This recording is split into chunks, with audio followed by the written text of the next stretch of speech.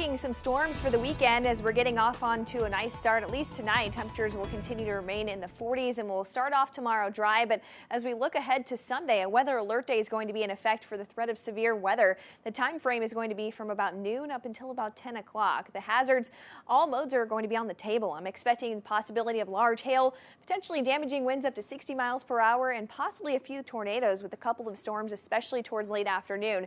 We'll be watching for the potential of wind damage, power outages, and of course some local flooding too, as we'll be watching for some heavy rainfall on Sunday morning. This evening, things remain dry though, getting down into the upper 40s to start off our Saturday morning. Tomorrow, expect more cloud cover. Temperatures stay in the 60s as you're heading out the door. So it's going to be mild, somewhat breezy during the day. And then if we look ahead towards Sunday, we'll have a round of storms that moves through in the morning. Those will not be severe. If those move out quickly enough, there will be a possibility that we could see some strong storms moving through in the afternoon and evening. Right now, much of mid-Missouri in a level 3 out of 5 risk for strong storms. That means we could see numerous storms that become severe, bringing all of those threats that I mentioned.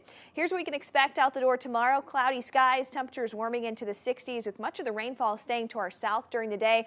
Areas along I-44 near the Lake of the Ozarks could get some showers, especially towards evening. That chance of rain will pick up overnight and start to spread north. As we approach about midnight, the warm front will start to lift north of I-70, and that's where we'll have a better shot of more widespread rainfall into Sunday morning. Here's 7 o'clock, so it's going to be a soggy start for Columbia up towards Moberly, even up towards Mexico and Montgomery City.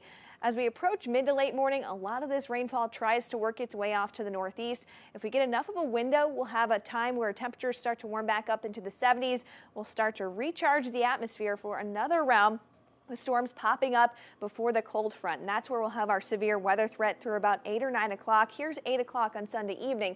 That line of storms continues to push to the east with the cold front, and then will be severe clear overnight Sunday into Monday, but it's going to be a chillier start to next week behind this system. So here's what we can expect as far as our rainfall totals. This rain tracker is going to take us through the end of the weekend. You'll see that swath of heavier rainfall right along the I-70 corridor. A lot of that's what's going to fall on Sunday morning. We could see anywhere from 2 to 4 inches in some of those spots. Farther south, around an inch or so with the round that comes through on Sunday afternoon and evening. Here's a temperature breakdown. It is going to be a little bit cooler before the front lifts north on Saturday. Temperatures will be in the 60s. And then Sunday, as we get on the other side of the front, temperatures will have the chance to reach the mid to upper 70s.